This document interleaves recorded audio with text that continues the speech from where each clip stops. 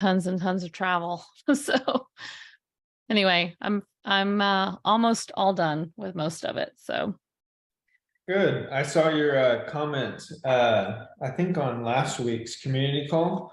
What was kind of eye-opening for you with that call? yes. I Yeah. think it was maybe a couple of weeks ago, but yeah. So I think that was the one with Matt discussing the Beeville, is it Beeville? Somewhere in Corpus. Mhm. It was just eye-opening as to how, like, the creative ways that you could invest in properties and be more, create, I guess, some passive income, be a little bit more hands-off, the creative ways that you get investors in at the front end, pay them back, and then some, and then they still remain part of the deal. So all of that was just, I never heard of anything like that before. So it was really eye-opening to think of the creative ways to fund deals,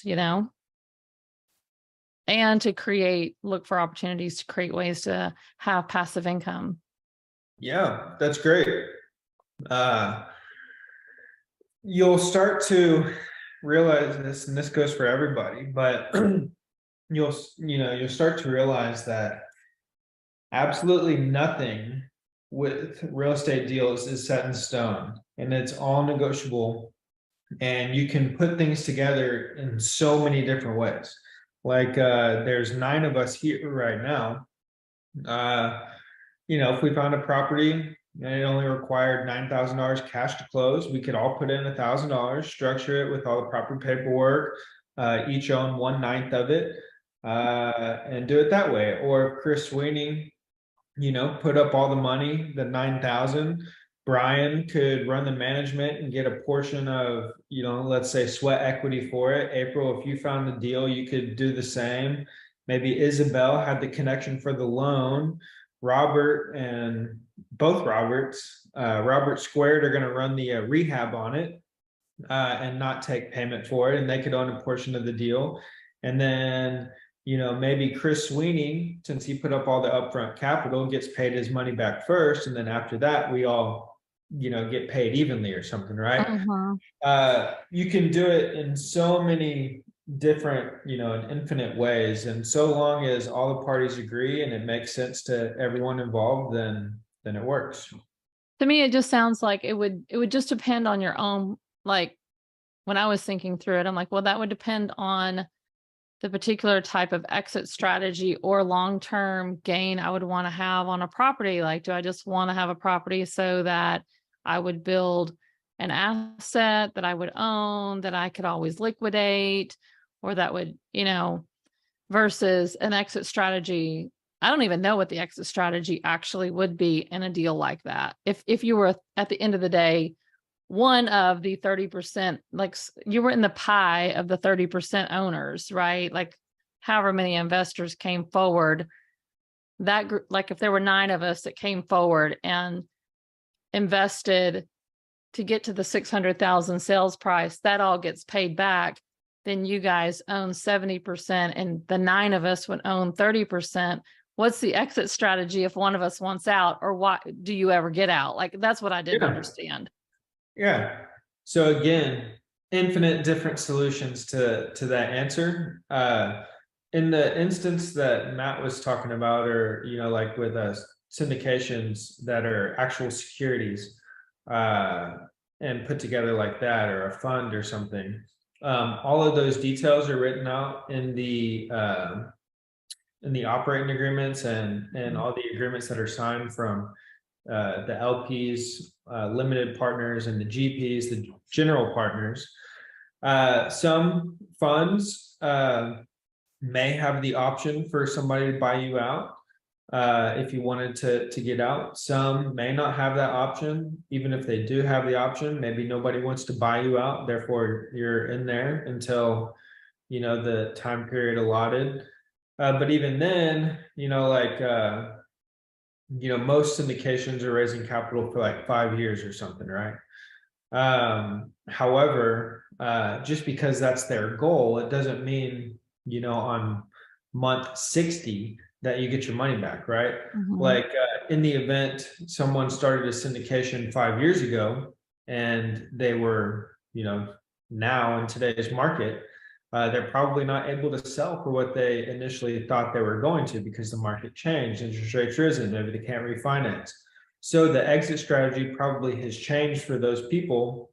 And I'm sure some are selling and getting money back to investors, but I'm sure some probably can't as well. And so the general partners who are the ones who are running the deal, making the decisions, they're the active investors on the deal. They're the ones who are making the decisions on what's going to happen. So um, even if it is a 5 year timeline, it doesn't mean on, month 61 that all your money is back. Hopefully it is, if Yeah. that's the goal, but some things change and maybe they have to pivot and change the, game plan. Make Yeah. sense? That does make sense. Yeah. It's just a completely different type of deal than just, I'm going to go buy a house and I'm going to rent it, that kind of thing. Yeah. Yeah. It's That was just eye opening to me. yeah, it's a good exit strategy to provide scale to one's real estate business, right? Like I'm sure all of us here, including us, we don't have unlimited capital. I wish we did, but we can only buy so many deals until we run out of money. Yeah. So raising capital, bringing investors in, and giving them the opportunity to invest in these deals with us allows us to continue to buy real estate, partner with people, and they get to share in on all the great deals and everything that we're finding. And at the same time, it allows us to continue to buy real estate and give away, equity in the deal to those who want to invest with us. Mhm. Also, so it provides that scale. It also provides the ability to go out and buy bigger deals, right? If you've only got 200K cash and that's all you got, you're not going to be able to on your own go buy a $10 million property, most likely, right? Unless you're able to structure some sort of seller financing deal or something. So it also allows you to go out and do bigger and potentially better deals as well. Makes That sense. Does that make sense to everybody? It's it's not as complicated as you might think. Um, you definitely want to speak to an attorney if you want, or if you're wanting to put together a deal like that. And we've got some attorneys that we could refer you to. But raising capital, putting together a syndication, putting together a fund isn't really as big and scary as one might think it is. I know for myself, Matt and I had never done that prior to us doing it. And prior to us doing it, we kind of felt like, all this paperwork, the SEC's involved, we have to pay all this money for attorneys and this and that, and everything's going to be in order. And it's much different than Matt and I just operating on our own. But going through the process, it actually is not that difficult. And so long as you do it the right way and you have a good attorney who is, drafting all your paperwork, making sure everything is in line, making sure everything's disclosed, you're following within the laws of the SEC. When you're selling these securities, then you'll be good. And it's actually, not as big of a task or a daunting task as one might think it actually is.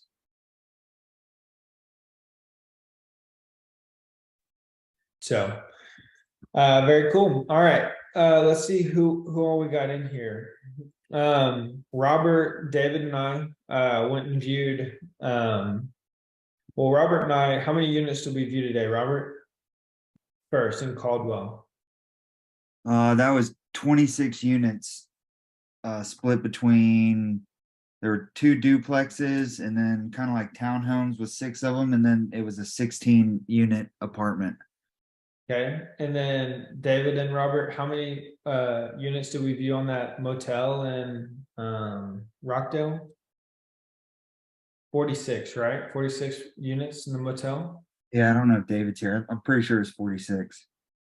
Y'all mind just kind of telling the group in the community how y'all found these deals and what you learned as we went and walked them today?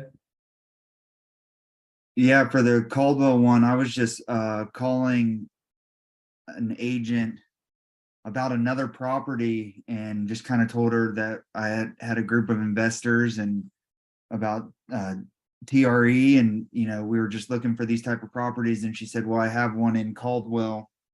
That's not where I was originally looking, but she said it wasn't on the MLS, so that's why I didn't see it. It was only on LoopNet. And it's been on there since, I think it was August, right, Alex? So it's almost been a year that it's been on there. So I just threw out a really low ball offer, about $1 million less, maybe a little bit more than that. And she kind of came back and said, I know he wants to sell it, but that's not the price. But when Alex said that he was going to be in Rockdale, I said, well, let's just go see it because it's only 30 minutes away. I think the good that came out of it was meeting that agent. She has a lot of deals and she understands, I think, the rental income needed and investment. She knows it's priced too high. I think it's more the seller. We couldn't really get his motivation behind it. He at first talked about how he wanted to buy some storage units, but then it kind of shifted, so we really don't know his motivation. But what I've kind of learned throughout this whole process is every deal is the correct deal if it's at the right number. So you just gotta, the price that they're asking, I think, is 215 million, and that's definitely not the right number for this one. It needs to come down unless he's willing to seller finance some of it or all of it, frankly. Cool. And what else you learned? Is this your first time kind of walking property like that? Yeah, walking one like that. Yeah. What else did you learn today? I think it's good to just get boots on the ground and see them, and then just being able to meet those people, and actually seeing what they've done to them and then what needs to be done. It's good to get eyes on. Yeah, and those are great properties. I mean, Caldwell is a small city, kind of between Austin and College Station. For those who don't know, it's like 4,100 people who live there. The seller, he's got these 26 units. He may even own a few more, potentially. But he's got these 26 units he wants to sell. The NOI on it's probably around 120, 130. He says it's 150, but he's also self-managing and doing some things like that to keep his costs really, really, really low. But he's also been keeping rents low. So the rents have a lot of room to grow. Two of the buildings, for a total of, I guess, was it 8 units, 4 units? Basically new in 2022. Yeah, 4 units, 2 buildings, basically 2 duplexes are brand new. All the units are in pretty good condition. Some are outdated, but there's a lot of room to raise rents. And picking up 26 units is a good little scoop. And he is motivated to sell. He didn't really tell us his true motivation. We didn't have a tremendous amount of time with him, but we're going to keep building this relationship with him and this broker or agent who showed us these properties. And I like the deal if we can get it at the right number. He is open to seller financing it to us for a few years, potentially. We didn't agree on any terms or anything, but as we, I said, what do you want to sell it for? He said 2.1. I'm running the numbers in front of him. He said, well, we'd probably lose money at that price with today's interest rates and your NOI. But maybe if you sell or finance it to us for a few years, and give us a good enough mortgage payment to allow us to hold this over until we're able to refinance at a lower interest rate, potentially that could work. He had already told us like 3-4 times that he was not interested in seller financing. He was like, I'm not trying to push this on you, but I want to give you the number that you want. but we need to figure out a way to get this done. And so he is open to a few years of seller financing versus, 20, 30 years of seller financing it. And then David, so that was a really good one. That was a great find that Robert randomly found last week, I think. And I like those properties a lot if we can get them at the right price. And then David, if he's able to unmute himself, right after touring those with Robert, we went and viewed a 46 unit motel. David, you able to tell the community about the motel, how you found it, and kind of what you learned today? Yeah, man. Thanks, Alex. Sorry, guys. I'm kind of driving, so bear with me. But I wanted to jump on. Yeah, I mean, I think I came across it through LoopNet and just reached out to the agent and started kind of a conversation trying to figure out what the motivation is. Either way, it's 46 unit. It's an older couple that thought that they were wanting to pass it down to their kids, and the kids really don't want to run it. So that's kind of their motivation to sell right now at this moment. But yeah, I mean, we walked it. It's relatively, I guess they picked it up about 5 years ago, kind of renovated it and made it a little nicer, kind of got some better clientele in there as well. And it's mostly out of town, workers that are coming in, staying, for week-longs type of stays for jobs that are in the area. And it sounds like, or seems like, the Samsung effect of, Samsung itself, and then everything that comes with that, in the next 7 to 10 years is going to keep Rockdale and, Taylor, surrounding areas like Rockdale pretty busy for stays like that. So it seemed like it was fully occupied mostly, and it's 2.5 million. And I think the numbers were on 40 units because the family that owns it is utilizing 6 units. So it kind of opens us up to maybe add some additional revenue once they move out. And then they just got a restaurant on site leased for about $4,300 per month. So I think the numbers make sense. It's just a matter of getting the deal done with them. Yeah, great property. There's a lot of demand for those motel units. We have a motel under contract in Llano, and that one stays like 5% occupied for the most part. This one is like 98% occupied. And as we were there, I mean, they could have staged this whole thing, but I don't think they did. As we were there, there's people coming in, residents asking about when the restaurant next door is opening up. They're really excited about it. That's a great sign. Someone's just knocking on the door. Hey, when's the restaurant opening up? She was getting phone calls left and right for people wanting to rent out the motel units.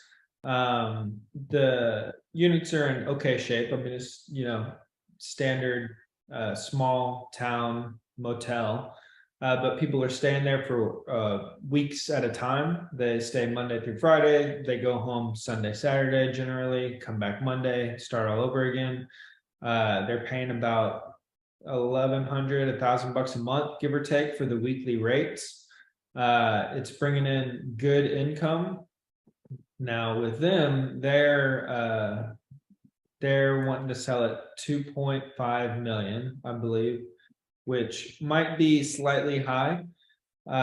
So we're just going to keep working that one, see if they're open to seller financing that as well, maybe for a short period of time. But that is a great property as well compared to the other motel that we got right now.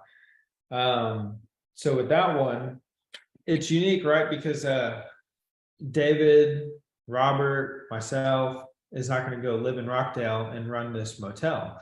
So we need to, if we did buy it, we'd either need to hire somebody who is a manager. Maybe we partner with somebody who, wants to manage this motel, has experience with it, or figure out some sort of system to where this could be ran and operated without us actively doing it, on a daily basis, which would probably require a good amount of work.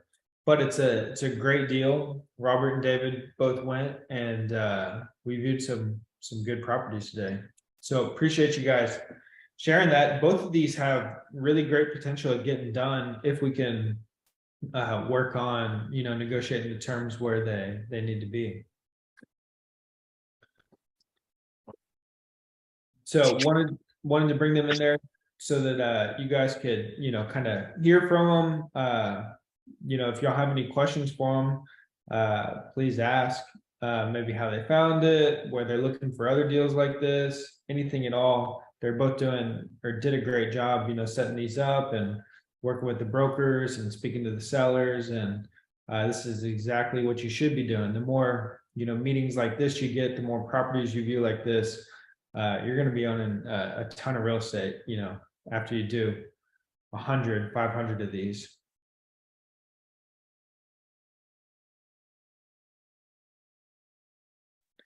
If not, does anybody have any questions at all, just in general about deals? Robert's got a few that I want him to analyze here today. But if anybody else has any deals, let's look at them. Go ahead, Ann. Hey, where are you getting the numbers to call the expired listings? So you can get them in a few different places, like ABOR, for Maybe it's example. free. Where do you get them in ABOR? So if you're a member of ABOR, you've got access to what's it called, Chris? PRP or something like that? No, not RPR. It's a PRP. Remind. So you got access to Remind. You may be able to find some data there. You can pull the list of expired listings and skip trace it through software if you wanted to. I don't even know what that means. Skip trace it. Like, Or you could just buy it. oh, you mean, yeah, I'm looking for free. Okay. Skip tracing, you gotta pay for it. You pay like 15 cents per record for the contact information. And ABOR is Remind. Yes, you should have access to Remind. I do. Okay, cool. April, you had something? Go ahead.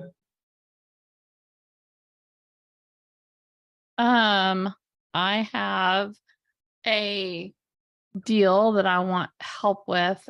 I don't even know if it's a deal yet. That's my question. But I have a friend who is trying to offload a condo that I've been kind of following along with her for a little bit and watching that journey unfold because she inherited it from her dad who passed away, and she needs to offload it. And so I have all this information about it, but I kind of don't know. I don't know what to do, like next to try to, I'm kind of confused about, I'm really confused about using the online calculator that's in the system, the math. So just trying to begin to understand how to start to figure out what it would need to be in order for it to be a good deal. I don't even know. I understand it needs to be below market value. It needs to be 30% or whatever, but I don't even know how to get to that number. Sure. So tell us about it.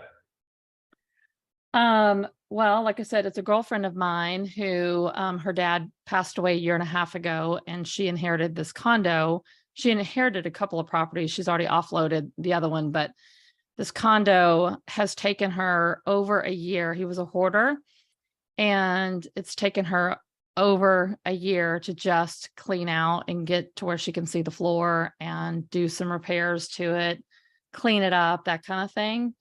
And they were pretty close to feeling like, okay, we finally think we're going to be able to put this on the market.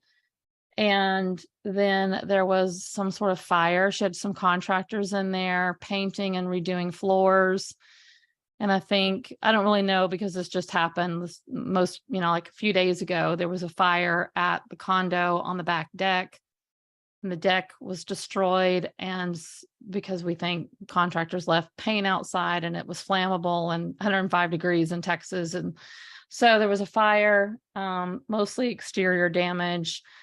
But now she's tangled up in getting insurance claims and figuring out, is she responsible? Is the contractor responsible? Is HOA responsible? Because anything on the outside of the house HOA is responsible for. So that's where she's at. So finally, I just reached out to her and I'm like, hey, let's have a conversation about what this might look like if I just took that off your hands, you know? And so I talked to her today just to get the intel, you know, how big is it?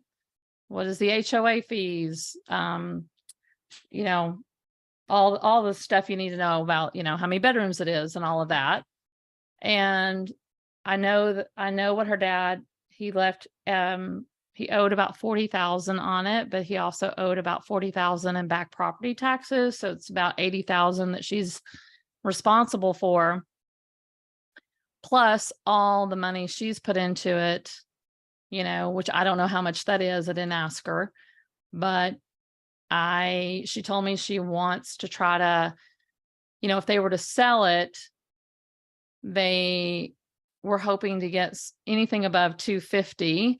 The ones that have been redone in this condo community, it's a condo community that was built in the 70s, and it's kind of, you know, some are being updated and some are not. And she's done some to try to update this one of her dad's, but some of them that have been updated that have sold in the last 6 months or so are going for like 275, 280. And her words today was like, you know, if we can just get 250 out of it, we'd be happy. But I don't think that's obviously enough of a deal. So I said, well, why don't you think about what would it be just to like walk away and not have to deal with the fire, not have to replace the floors. She said there was some sort of water leak now that she doesn't know where it's coming from. She's got to get a plumber out there. So there just continues to be more problems, and she knows it. And then she's exhausted. She's been mourning the loss of her dad. And so I just started the conversation today with her. And now I don't know what to do other than figure out what should the price be in order for it to be a good deal for me. And that's what I don't know how to figure out. Yeah. Well, here's the good news is you've got most of the information that you need to figure that out. Well, that's good. I'm glad. Yay. So, I mean, it depends, right? So, for anybody in this scenario who runs across this, you know, April mentioned the 70% rule. So buying it, you know, 30% below what it's worth, right? So if you know, April, that it's worth 275, then you can easily figure out what 70% of that is. Now the 275 is considering an updated unit, right? Correct. So what you would do is you would take 275 times 0.7 minus what your repairs are gonna cost you to get it to that updated condition. You know, let's just say the repairs cost 50,000 or 30. You want to use 50 or 30 or what number you want to use? I don't think it'll be 50. I mean, I did ask her if I could go see it, but I just wanted to crunch numbers first. But I think the deck, you know, like that can be rebuilt. And honestly, I could get a contractor, but honestly, my husband's built a bunch of decks. So he's like, I'll go build that deck. So we could build the deck. It's small. Clean up any fire damage on the brick. I know the outside of the brick was scorched a little bit on the back. I don't know about the plumbing. You know, I don't know what that repair might be. And then she just mentioned that it needs new floors. It is about 1,900 square feet, but I think she mostly meant floors on the lower level, like the living room. So what you'll do is you'll So maybe 30. Sure. You'll want to get contractors out there, right? Right. And I have a contractor that I could call and he would go right away. Perfect. But let's call it 30 for now. Okay. Yeah. All right. So for everybody here, we got 275 is the ARV value. Here, April, here's how simple the equation is. You following me? I am. I'm writing all this down because I know this is recorded, but I have to write as we talk. Yeah, it's good. And anybody stop me if you have any questions, but it's such an easy formula to figure this out. So if this is your exit strategy of buying it this way, so 275 times 0.7, right? Why are we doing that? Because you want to get it below 30% below market value, right? Yep. So that puts us at 192.5 minus what? Minus repairs, which we're going to assume is something like 30. Okay, so minus 30,000. Oh, there's 3 minus 30,000 equals, and then there's your purchase price. If you're wanting to do it like that. So my next question on that is, because this type of property, I personally would be interested in buying it and renting it long term. I do know that HOA does not allow like Airbnb or anything like that, which is fine. I'm not interested in that. But I can't, you can have long-term rentals in there. So how do I figure out, let's say I got it, I don't really know what my question is, but if I get it for that price, if I Yeah. get it as a deal, I know what your question is. then like, how do I know if I'm going to pay for it, Yeah, so with here's my your, rental income? yeah, so your question is how do we know to make a good rental? Well, Thank you. Yeah. the next step is to say, what is my rental income that I'm going to get once I have the unit updated? And then you'll take your rental income, you'll multiply it by 12, right? You'll use the buy and hold formula. Rental income times 12 times what after that? Everybody, someone answer me. The rental income times 12, which is the 12 months in a year, times what? That's the next question. All right. Occupancy. Yeah, we wanna account for some sort of vacancy, which there likely will be. You can use 10% is a pretty conservative estimate. If you feel like this will be rented out, you could use 5% if you wanted to, but you want to account for some sort of vacancy. Let me pull this up. Meaning that it'll be vacant 10% of the year. Potentially, if you have Okay. I mean, if you're calculating it that way, that's what the 10% is saying, 10% of the 12 months. Correct. So 1.2 months, right? Mm-hmm. I'm gonna share my screen so you can see this. So 1.2 months. Oh gosh. Is this in y'all's portal? Where do you get this? This is the real estate workbook presentation that we did at the workshop. I can post this formula in there. That'd be awesome. But so you get your market rent times your number of units. In this case, it's 1 times 12 months for annual income times your occupancy percentage. Like the 26 units that we viewed today, for example, they're not going to be 100% occupied. Right. We're going to have some sort of vacancy. So we want to account for that. And even with a single family home, you're going to have some sort of vacancy. Tenant out, you got to do a make ready, get it listed for lease again, takes a month to get it leased. You're going to have some vacancy in there. Even just like the month that I would need to do repairs before I could even rent it to get it started. That makes sense. Yeah. Correct. Then that equals your annual income, right? Then we want to subtract our operating expenses. So can someone tell me what our operating expenses are? So would that be part of like your HOA, property taxes, insurance? Correct. And I guess if you were to choose to have a property, like I would just, for me personally, I would just do this myself because it's my first, it would be my first property and I would want to do it myself at first. Good. Well, you absolutely should and can, but I would still account for what management will cost you. In the event you do it for 6 months and you're like, I don't want to do this anymore. Okay. So I would still account for that cost just to see what it's going to cost you. So correct. You said HOA, property taxes, insurance, management, maintenance, which even though you're gonna update this thing, you're gonna get maintenance requests, I Yep. promise you. What else are we missing, guys? Potentially utilities, if you're paying for that. Hopefully these are in the tenants' names though, and they're paying for those. But this is kind of the, the base here, right? For the 26 units that we viewed today, we're gonna have to pay for a landscaper to go out there and cut the grass every month or every few weeks. We're gonna have to pay for certain things that we wouldn't otherwise have to, for one single condo unit. So depending on the type of property you're buying, you just want to account for all your operating expenses.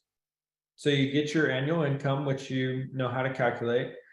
Then you subtract your annual operating expenses, HOA, taxes, insurance, management, maintenance, and that equals your net operating income. Correct? Right? And then if we were to utilize, I don't like how Zoom doesn't let me just do this. Share my screen again. If we were to buy it at 162.5, that's what it was, right? Yes. All right. Let's say you bought it at 162.5. You put down, let's just call it 20%. So that means your loan amount is going to be 130, and this will change depending on, what your lender allows you to utilize to buy it and what your actual loan terms are. Let's say it is 30-year fixed, and let's say your interest rate is 7.5. So now your monthly mortgage payment, principal and interest, right? I'm just going to Google and typing in mortgage calculator, and you can click any of these. These will all suffice. Now what you're going to do,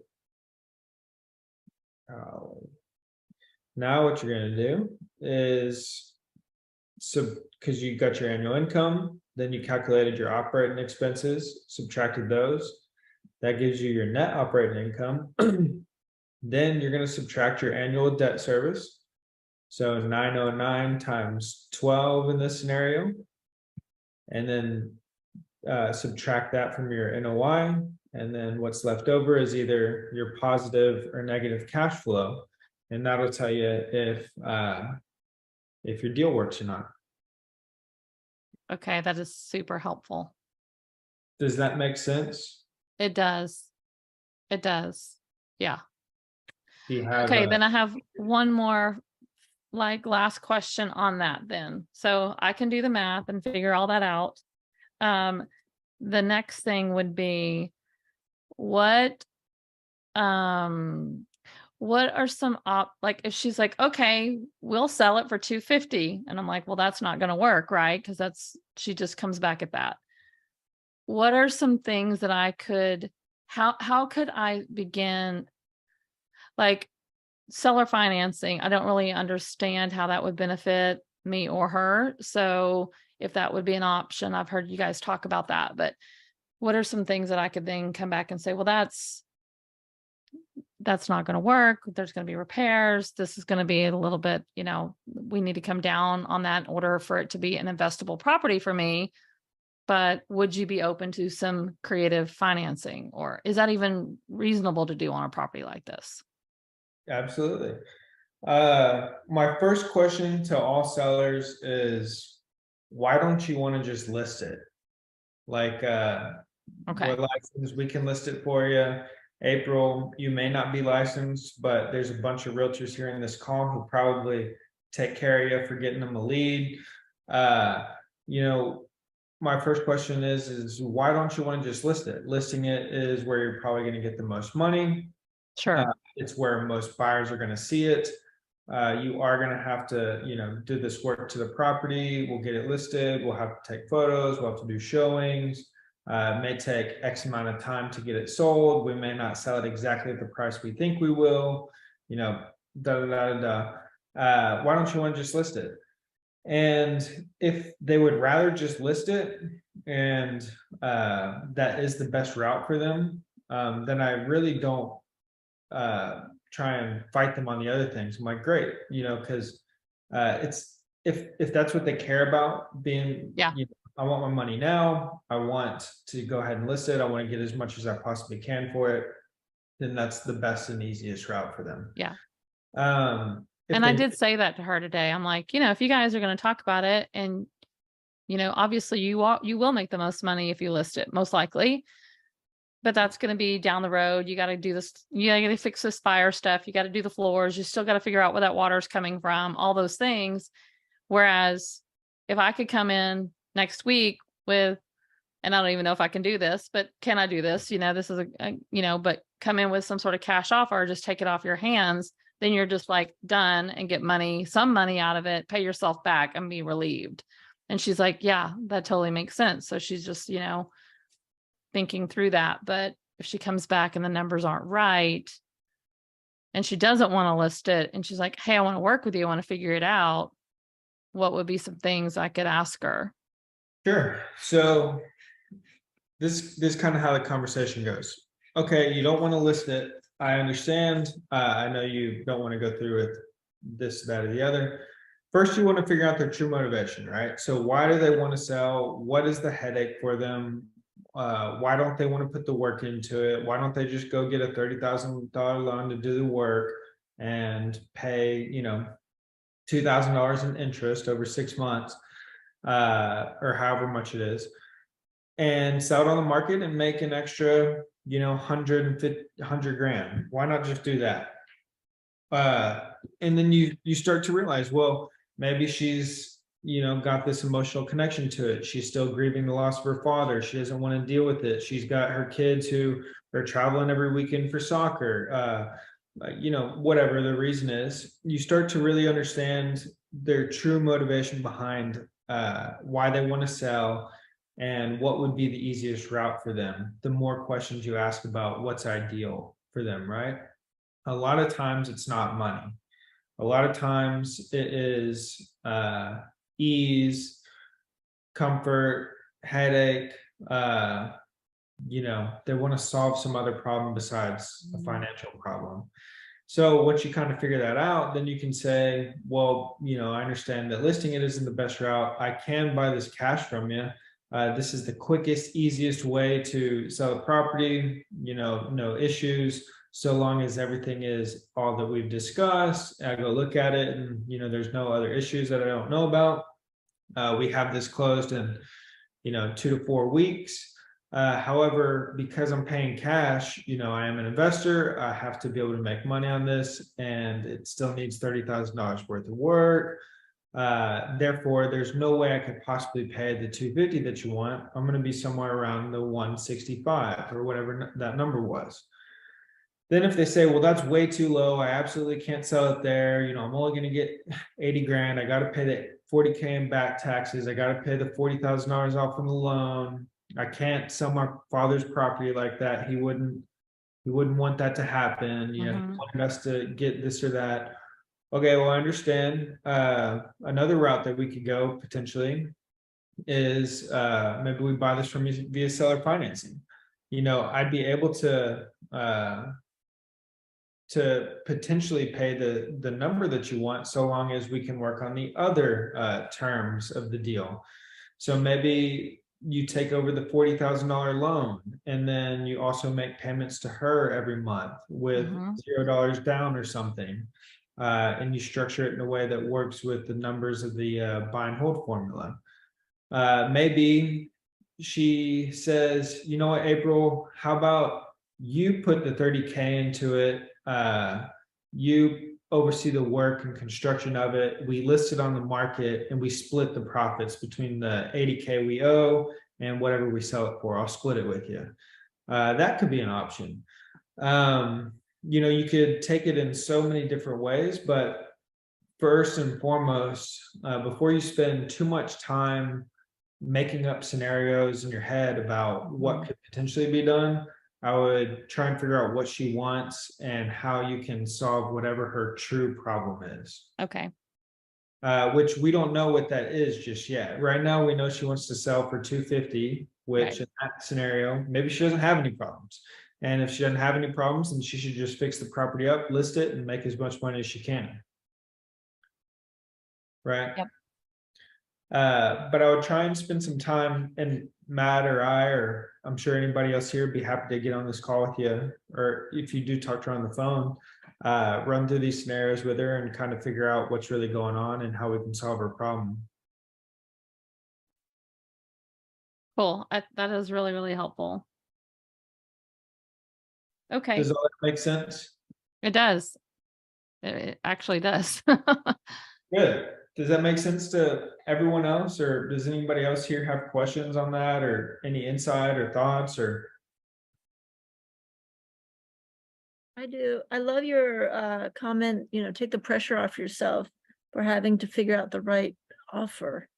Especially it sounds like your friend is such a unique situation, as is every single one, but rather than like have the perfect magic words and stress, this is what I do, stress about having the right offer all packaged and ready to go, be open to working it out with that person. I love that. I love that different angle. It's like I knew that mentally, but it's great to hear the way you worded it. It makes sense.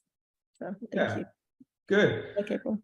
That's the way to do it, right? Like, we'll create this scenario in our head about how we think they want it to look, or how we think it should look, or what we think might work.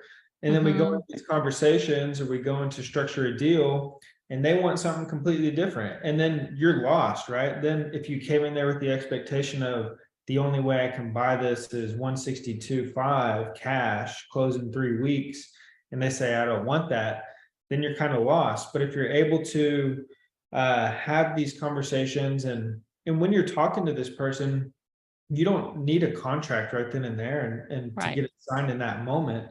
What you really want to do is spend the time to fully understand what their issue and motivation and problem is. And then you can even leave the conversation and say, you know what, thank you, so much for, telling me all this and helping me understand what you're truly going through so that I can come up with a good solution.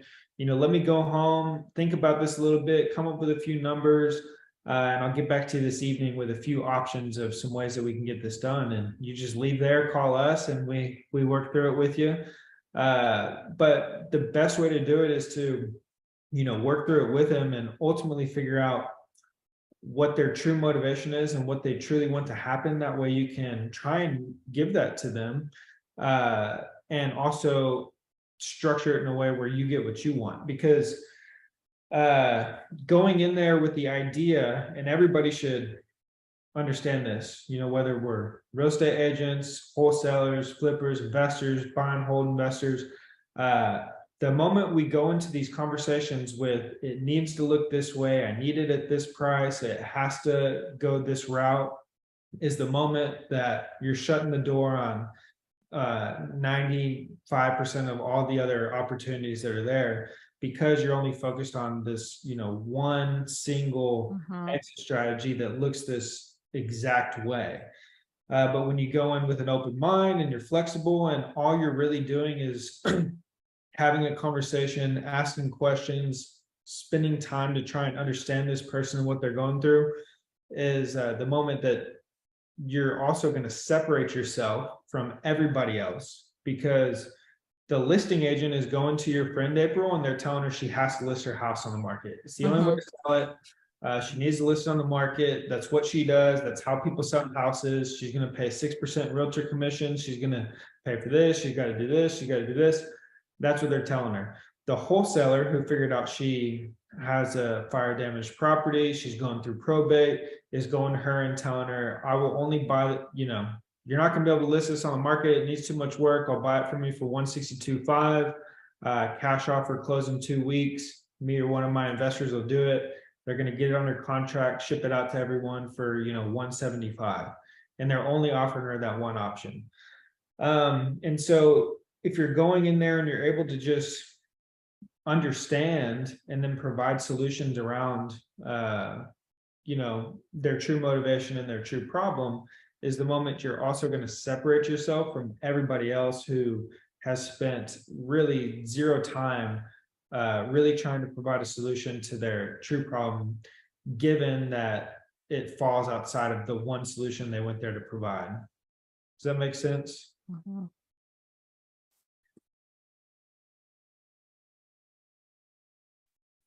What do y'all think about that? Yeah, I think just staying focused on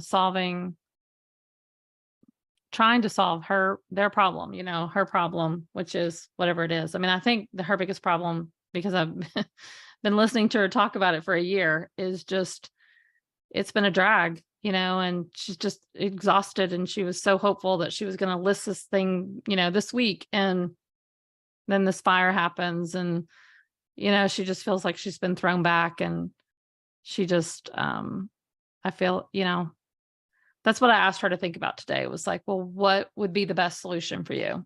Is it to just get the insurance money, get it fixed, get it on the market, just plow through to the finish line and get it listed and make all this money? Or would it be great to just make some money, get out from underneath the hassle, and we create a win-win scenario? So that's where I left it with her. Good. And that's what you should do. And you should follow back up with her and maybe ask some more questions. Yeah. And then, when you think you're done asking questions, maybe just ask her one more. Mhm. And the questions, the answers that you get to the questions you're asking her should spark some other sort of curiosity to ask more questions, right? Mhm. And just so everybody knows, like April, you're sitting here talking about how, you don't know exactly what to offer her, right?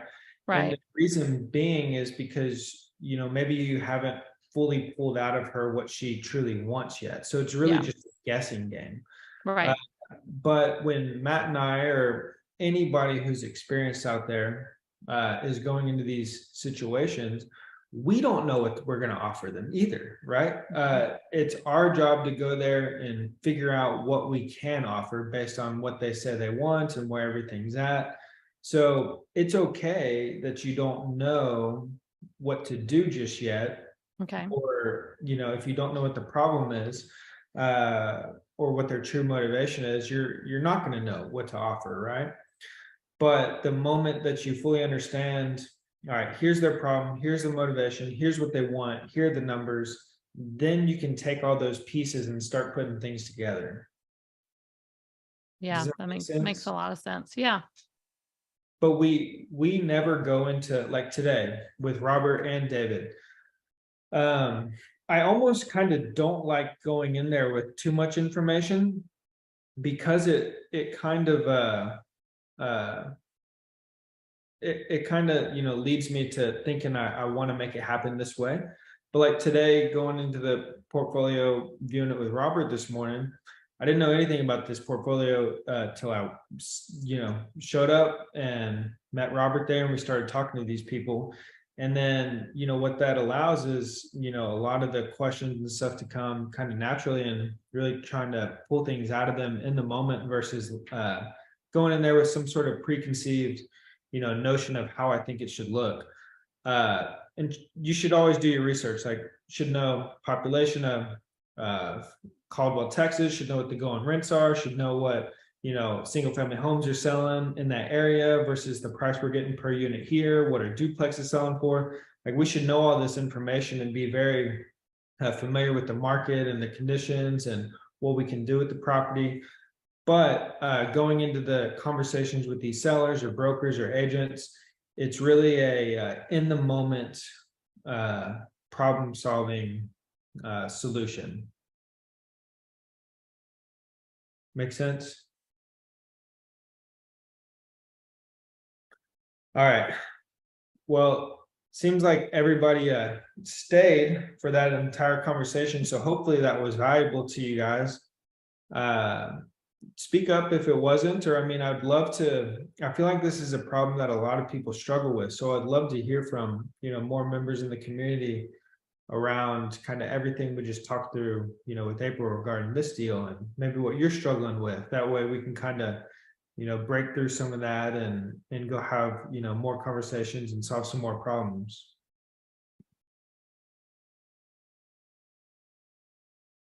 Yeah, one thing I was gonna touch on that might help April, even though it was like a probate estate situation, this fire has happened as of late since she had possession of it. So if I get that call as an agent, I'm not really jazzed about marketing a house, you know, a condo that's got fire and flood, and to get like an ARV once you fix it up, you know, I think, you know, there's some what I call 4-letter words in real estate. One's like fire, mold, you know, some people sort of run for the woods when they hear that stuff.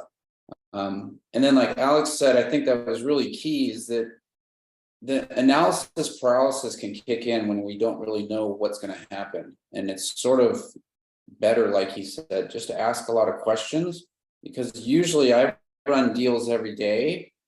The road sort of takes you where you're going to go. And it's all about asking questions and just listening. We did a listing not too long ago, and it was interesting because I only asked like a handful of questions. And he's like, I want to work with you guys because the other 2 agents didn't ask any questions, because they're just sort of tunnel focused, like I have to list, that's all I got to do. So not to muddy the waters with calculations, but if she's probably going to be open to maybe like a seller financing thing, we can walk you through that formula where you figure out these are the rents, these are the expenses, this is the return I need to get to calculate it. And again, it's a pretty simple formula, but it sounds like it might be a good route, you know, that she'd want to go down.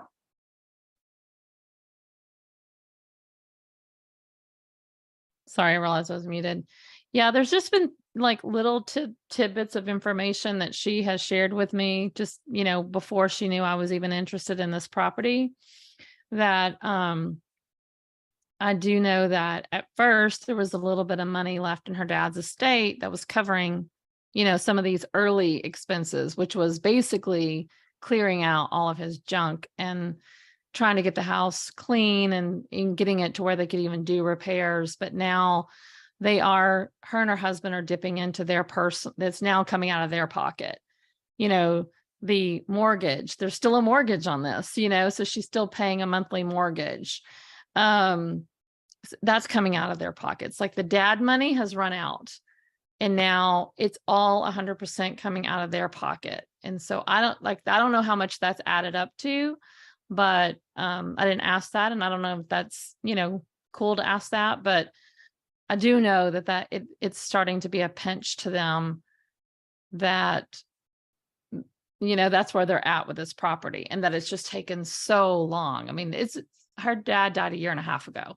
So it's just been a really long drag of, you know, so I do know that they have that motivation, and that perhaps just getting out from under it. Well, that's why I was curious about the seller financing, because maybe they could get a little bit more money out of it, but yet also be able to get free from it immediately. But I don't know how that works. Yeah, and you don't really have to at this point. Yeah. Because I think it'll just sort of. Yeah, I need to focus on getting more information. But, you know, I think, you know, the beauty of people do business with people they like and they trust. That's it. Like full stop. She trusts you. So you just keep asking questions. And then when I talk about seller financing, I say, you just turn into the bank. Just imagine you're the bank. You don't have to pay taxes. You don't have to worry about this fire, this flood, the tenants, the repairs, any of it. And you're going to get a nice check every month. How does that sound?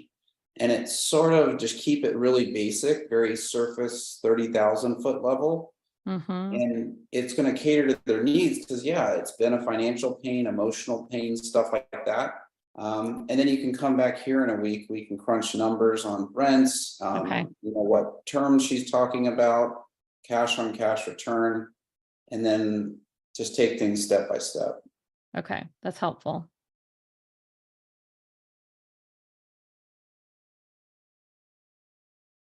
Anybody else have any thoughts or questions? Go Yeah, if I ahead. could add in again, also just as, you know, when you're new to investing or you're still figuring out creative financing and all those things, and you think you have to have this packaged answer and have to know that you have to come into this being the almighty super duper experienced investor who can just like, you know, do the math in the air and just know immediately. And that's a false sort of thing you put on yourself. Likewise, maybe some sellers, you know, she's got this idea she's supposed to make money off of this thing now that her dad left it to her. She's got a profit, and she's probably got like a very simplistic as well, just like we have idea of what investing is. She may have a very simplistic idea of what profit doing the right thing is, and so she's, especially if she's in a state of grief, and you know, so now she's paying money for her what she inherited. You know, it could be that just she too is just like trying to control what the answer should be, thinking she should know what to do because there's a wrong way to do it, and you know, that she too can sort of like take that pressure off herself, you know. But that's good to think of, or at least it helps me when I think of my sellers, that they don't know what the heck they're doing either.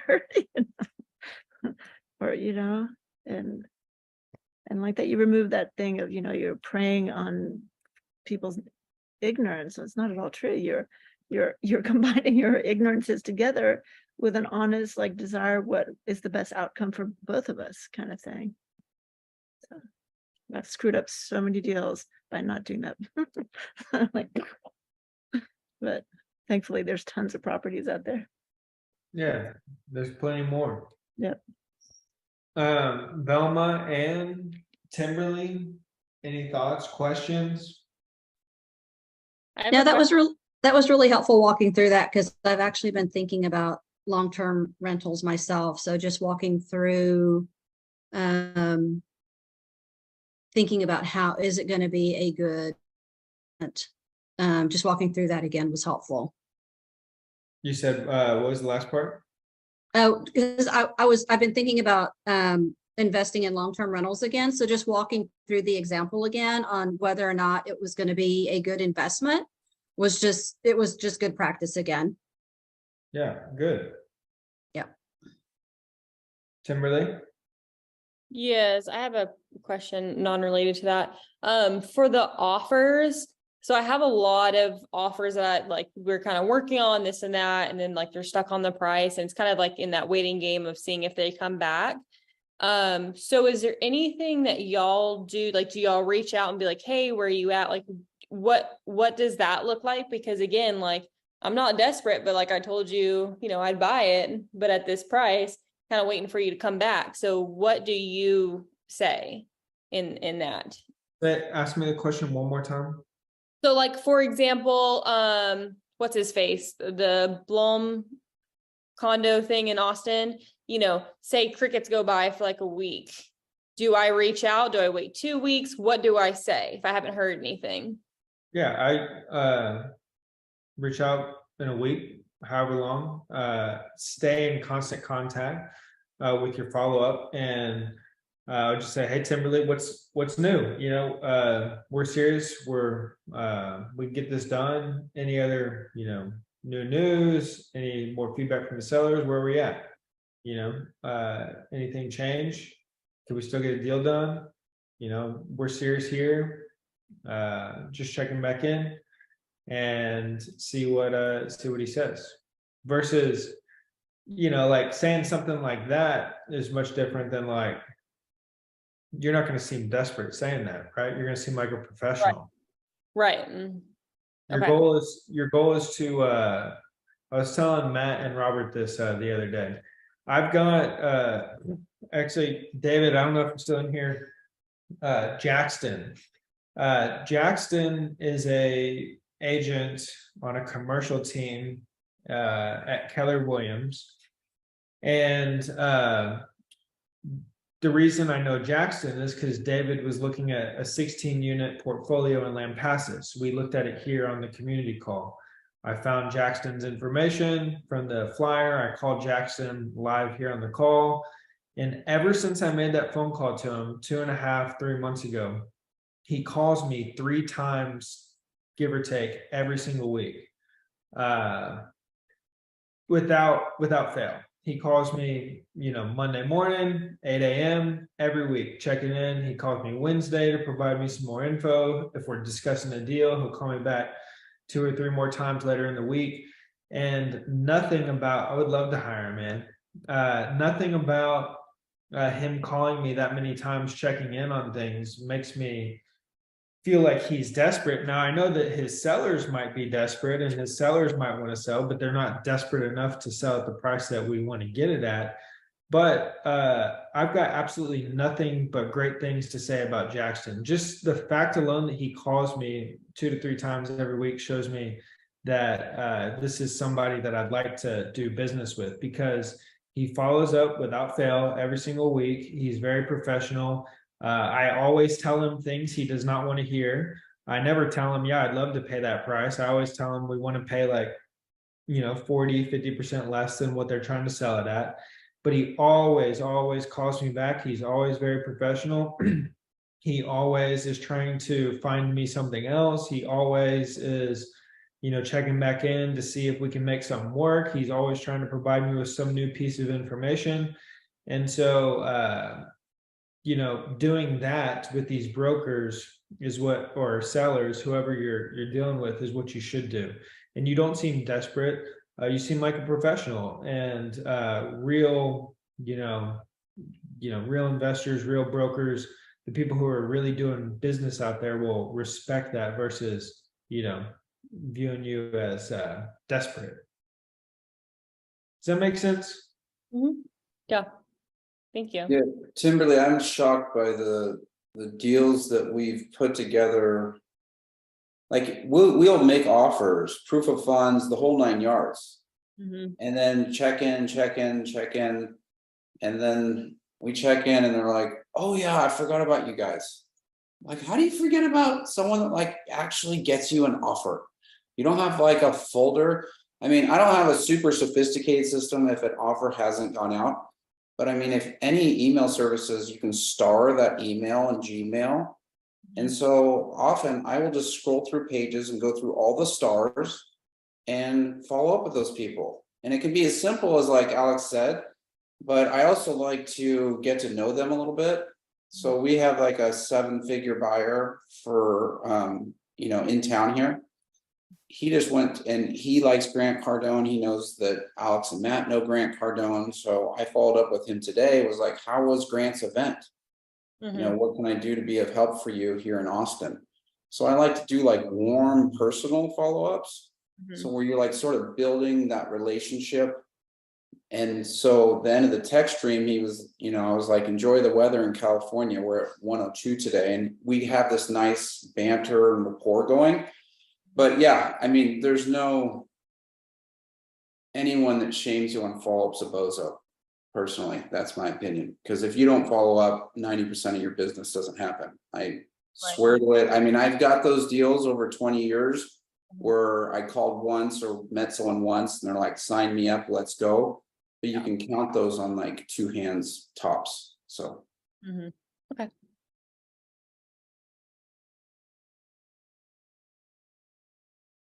Follow up. If you don't follow up, you probably won't be taken seriously. If you follow up, you will be taken seriously. Okay.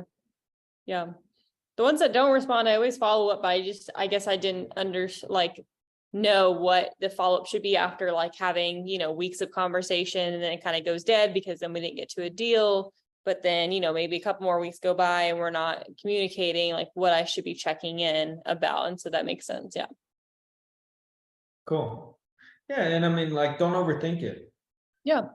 Hey, Sean, you got any other deals? I know we're not getting anywhere on this one, but we're still looking for other ones that are meeting what we're looking for. You got anything else we can look at? Or hey, Sean, yesterday and the entrepreneur community call, I found out we got 46 unit apartment motel we're looking at, and a 26 unit apartment complex we're looking at in Rockdale. Any buyers, or is this something that's of interest to you? Maybe we can get you some more information on it, right? You can anything, just don't overthink it, and just try and touch base and stay in touch. Okay, cool. Anyone else? Any other questions?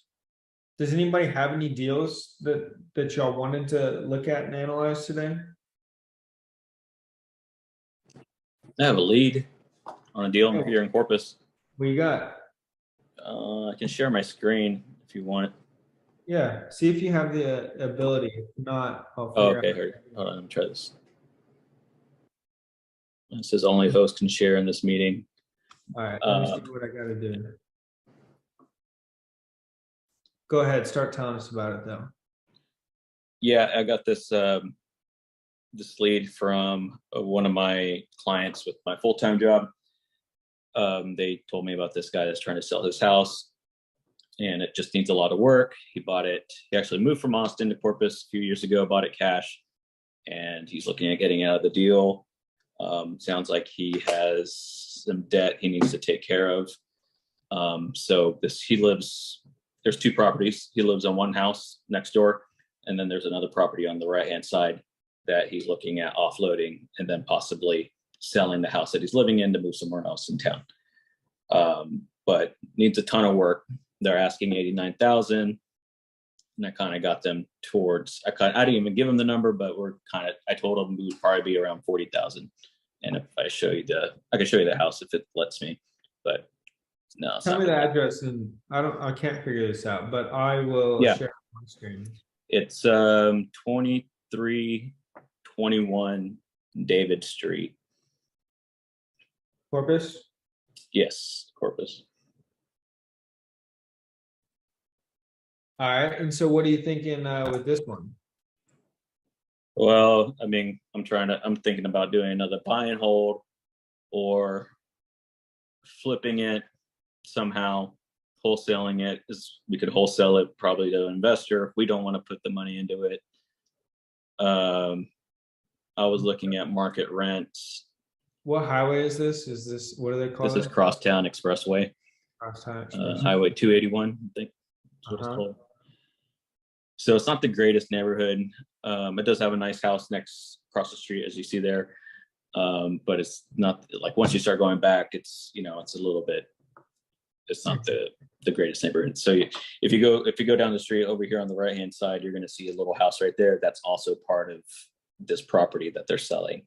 Right here. Yeah. So they got this funky 2-story building right here, and then they got this 1-bedroom little house, and then they got this huge. So that's the next property. That's not the one we're looking at, but over here in this corner. Right here. So they got this. Yeah. So they got that little house, 1-bedroom, and then they got this 2-story building. What's the zoning like in Corpus? Like, are you able to tear it down? I've never done that before in Corpus, like rezoned it. I mean, I think it would be cool to rezone it and maybe put like 2 4-plexes there or some apartments there.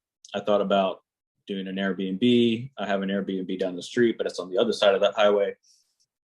Right. So there's like a lot of options. There's a lot of different strategies, probably as far as exit strategies. You could probably do. I got the guy right here. My buddy Miles buys properties just like this in Corpus. Yeah. So we're trying to. Yeah, I mean, so he has a realtor that he's working with, and I met them at the property and took pictures of everything. I sent it to Matt the other day, but I don't even know. I mean, you could rehab this. It would take a lot of work because if you always talk about the 5 big items of, you got the roof, electrical, plumbing. If it could have 6 items, it would have all 6. But it needs everything. So to me, I'm like, it's probably a tear down. You could probably also rehab it, but it's going to take a ton of work. It's going to need everything. How much do they want for it? They're asking 89. And then once I told her that we would probably have to completely strip it down to the studs, she's like, oh, so you're thinking about 40? I didn't even bring that number up. She brought it up. I was going to say 50. But she brought it 40. I'm like, yeah, 40 sounds about where we would need to be. So that's kind of where we left off. I haven't followed up with her yet. 40 for both? Yeah, this is one property. Got it. 40 for both. And then the house next to and behind this house right here, that's where they're living, kind of in the middle right there. No, to the right. Hey, Behind for real, that. this guy right here, Miles, might be the buyer. Yeah? I'll get you connected with him. Yeah, he buys stuff Okay. like this all the time. Cool. What does he do? What do you buy and hold, flip, or what? He can hear you. Yeah, I buy and hold. Buy and hold? Yeah. Yeah, Yeah, nice. we buy and hold. We just have a portfolio. Hey, Matt. But we buy distressed. Yeah, yes. What's the average cost of a not tear down house in Corpus? Well, and this is over at Crosstown. Which side of Crosstown is this on? What's it by? It's over by Morgan. Still this Morgan. golf course. Lamar East. Sorry, you're breaking up. Say that again. Is it over close to Telemar East Campus? Not that close. Well, you know what? Yeah, you're probably, it's probably close around there. Yeah, it's going to be on the other side of the highway though. Roger that. I think single. Okay, right there. Is that it? The red pin? Is that it? Yeah, that looks right. Yeah, that's it.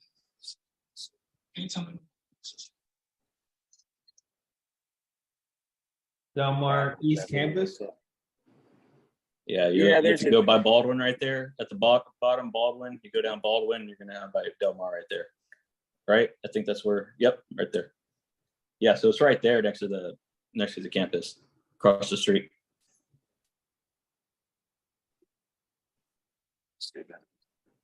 Cool. Well, yeah, man, I'll get you connected with Miles. Miles has no problem. He says he wants properties like this. Yeah. Yeah. Nice.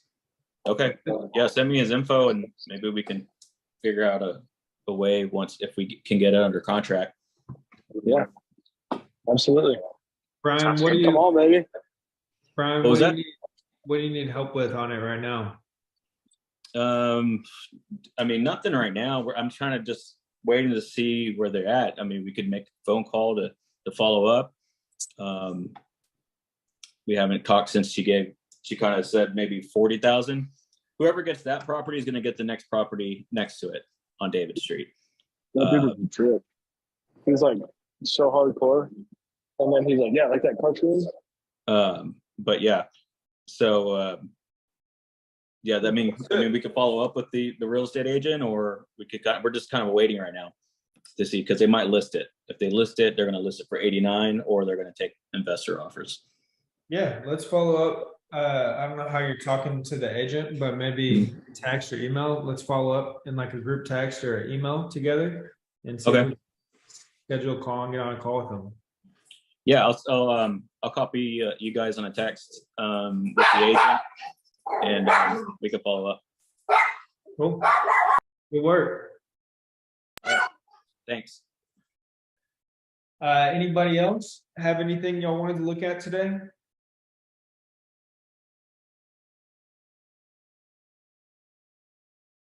I will I think we're scheduling a tour of 34 units apartment building here in Austin over in 78723 sometime next week, either Tuesday or Thursday. I don't know exact day and time yet, but when I figure it out, I'll let everyone know and see if anyone wants to come join on that tour. Be meeting the broker there. I think we're going to view a couple of units, learn more about the motivation, learn more about the story, build a relationship, and in your old hood, and see if we can work a deal there. So I'll let everybody know on that.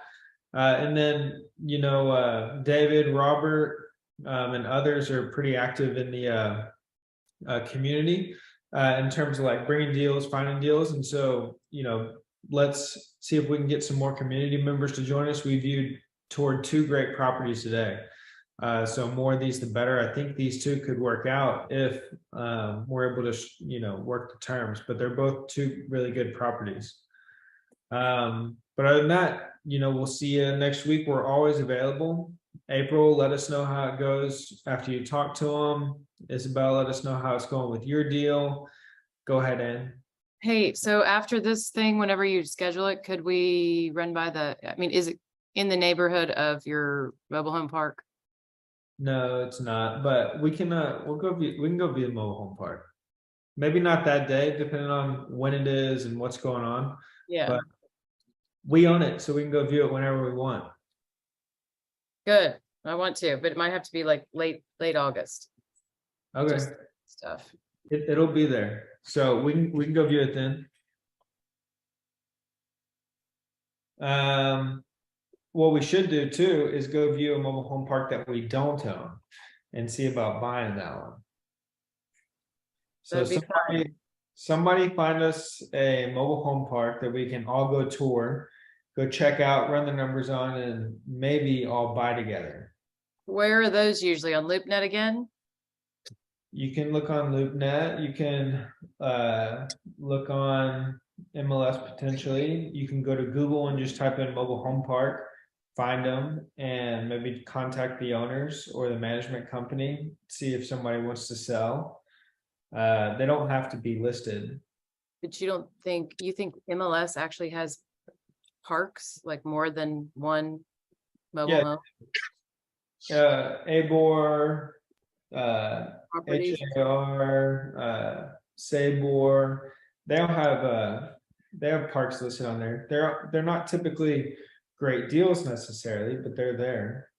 Okay, perfect.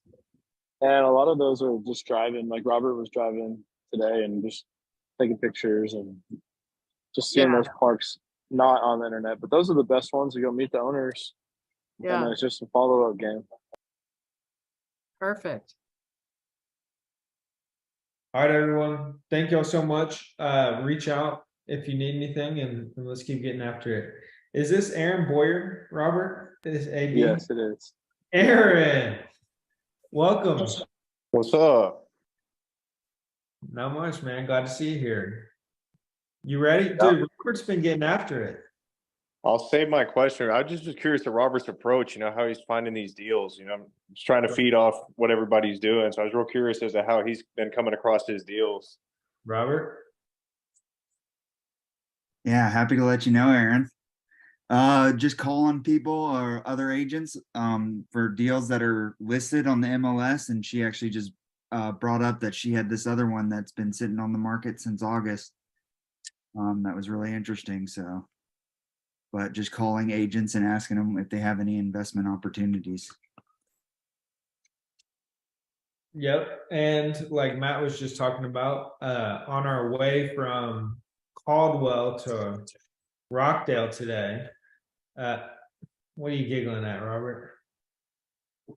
On our way from Caldwell to Rockdale today, I texted Robert, I forget what it was called, Rockdale RV Park. I texted him, I said, hey, we'll look into this one later. He said, I already got the other one 5 miles back. So, looking for properties that, we may want to reach out to or find, just driving around is a great way too. Go ahead.